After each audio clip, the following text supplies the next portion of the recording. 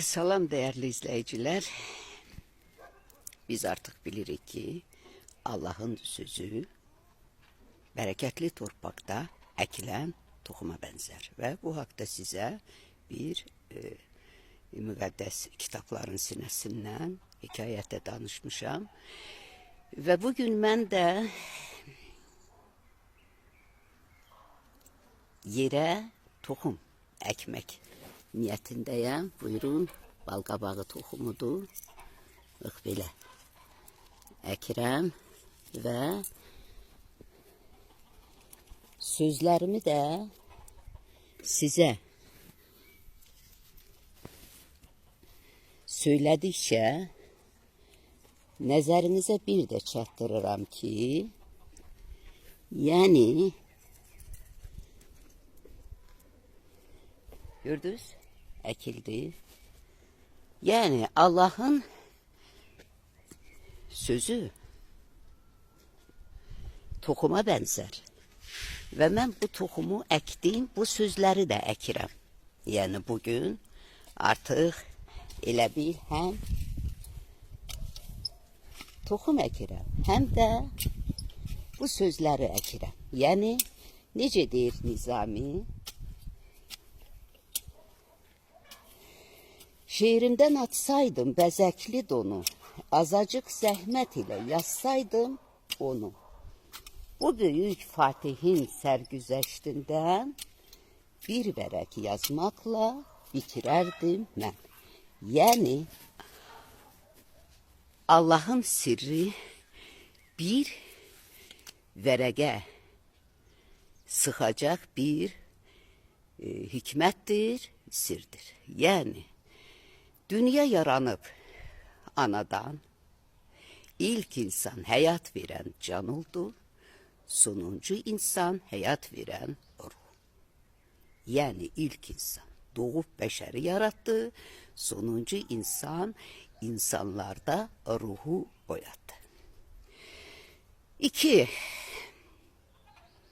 Dünya yaranış qədim Babil'de, bugünkü Gəncədəndir.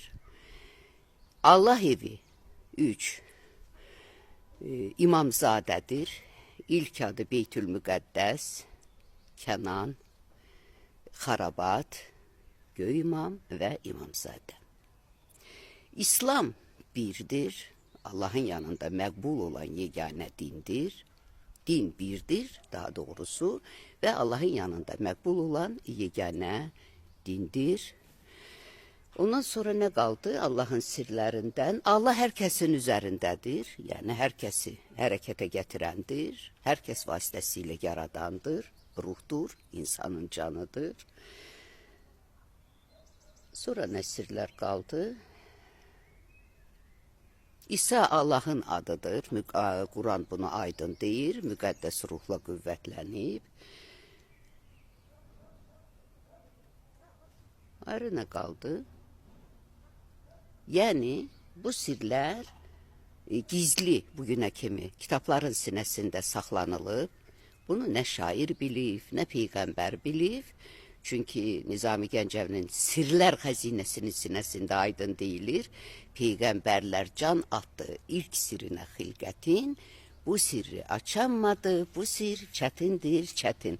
Həmin sirləri bugün Allah Teala üzə çıxardır, özü gizlədib, özü də üzə çıxardır və bugün